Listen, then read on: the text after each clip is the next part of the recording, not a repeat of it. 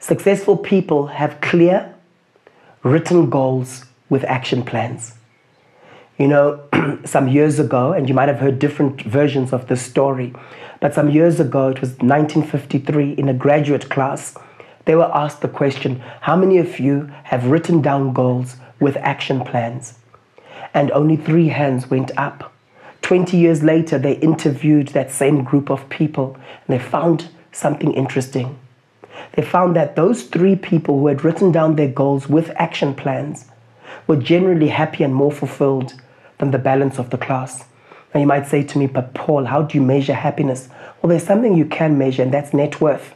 And it was interesting because they found that the net worth of those 3 people who had written down their goals with action plans was greater than the combined net worth of the balance of the class. There's something about writing down your goals and linking those clear goals with action plans. I like what Paul J. Mayer said about goals. If you're not making the progress that you would like to make and are capable of making, it's simply because your goals are not clearly defined. What I often say to people is that a goal is a dream with a deadline. If someone comes to me and says, Paul, I want to lose weight this year, that's just a wish. And it probably won't happen. But if they come to me and they say, Paul, this is my ideal weight. Therefore, by June 2023, I need to have lost 7 kgs.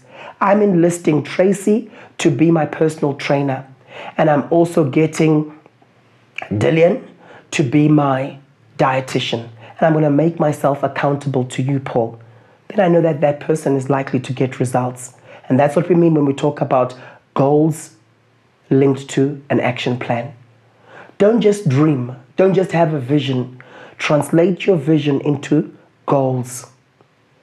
It's so important. It's so crucial.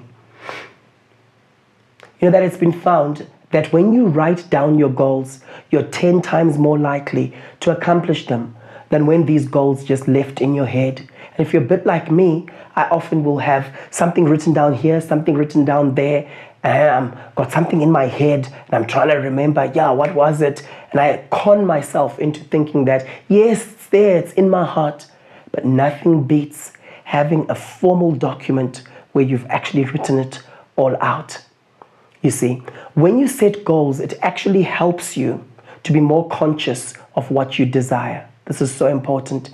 And goals are so powerful when they're mixed with plans and habits. You see, when you set goals, you actually block out what's unimportant using a section of the brain called the reticular membrane, right? And this is seen when you first take note of a particular vehicle. I'll give you an example. Some years ago, a friend of mine, Grant, he sold his old BMW and he purchased a Nissan Juke. And he said to me, Paul, I've now bought a Nissan Juke. And at that time, I didn't know what a Nissan Juke looked like. I'd heard of it, but I didn't know exactly what it looked like. And so he says, come and see my vehicle. So I go downstairs and I see his Nissan Juke. And I see that, oh, it's this car, right? It looks cute. It's kind of got that bullfrog look. When you open the back doors, it's kind of by the window section. And I see that, oh, it's actually quite a powerful vehicle. And I see like, okay, great, good for him, right? What happened the next few weeks after that? I was seeing Nissan Jukes everywhere. I remember seeing one on a flatbed. It had been involved in an accident.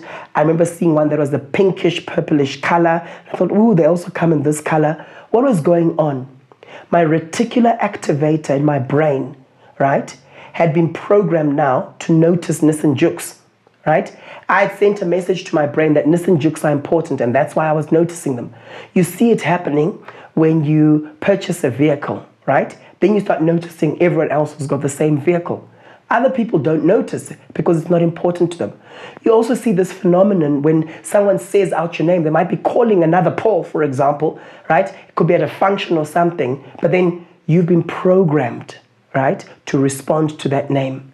You can't hear everything else everyone is talking about. It's a big blur, right? At that particular function. You're all having your conversations, but you tend to notice certain things. And the thing about the reticular activator, it's not fully developed in babies. And that's why when you take a baby out to the mall or to a concert, when you then try and get them to sleep afterwards, they struggle. And what do we say? My child is overstimulated because their reticular membrane doesn't function like it would as they get a bit older, right?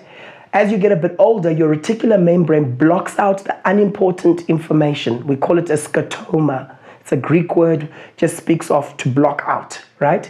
Scotoma blocks out the unimportant information and gets you to focus on what's important.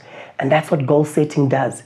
I like to sometimes start off my day, start off my month thinking of things like, I'll say to myself, I'm really grateful that I'm always meeting influential people that are taking my career to its next level. So guess what I'm looking out for? Those people. And that senior stakeholder might cross my paths and I notice it as a good thing. Yes, this is an opportunity. But someone who hasn't programmed their minds with that goal, they'll see that same senior stakeholder and they want to run away from the person. I haven't yet responded to his email. I'm going to get into trouble. That's the power of goal setting. That's the power of goal setting. If I say to you, please, I'm looking for my nephew, I'm looking for a red tricycle with yellow handlebars. Have you seen any? You'll probably say, no, I haven't. I'm sure they're there in the mall somewhere, but I haven't noticed anything because you haven't been looking for it. It was scotomed out, all right? But if I say, can you just remember that, please, over the weekend, don't go out of your way, but can you just remember that? Guess what will happen? You'll walk through the mall, and wherever you look, you're just seeing these red tricycles with yellow handlebars. And that's what goal setting is like. And it's important to understand this. Now, here's some powerful verses on goal setting and planning. Because there's some people who think, no, it's not biblical to set goals. Just let God do what he wants to do in your life. That's not correct.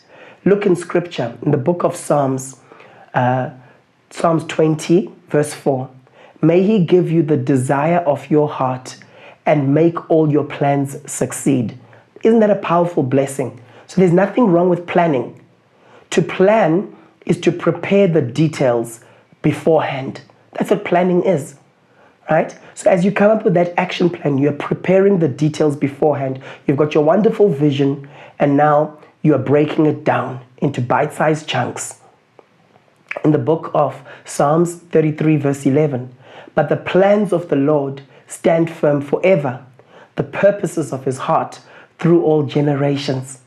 Isn't that beautiful? So I must now find out what his plans are, and then I must translate those plans and those purposes into my life and set goals and action plans from that, right?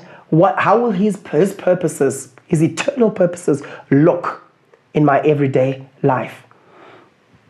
Again in Psalms 37, verse 4 to 5, take delight in the Lord, and he will give you the desires of your heart. Isn't that powerful?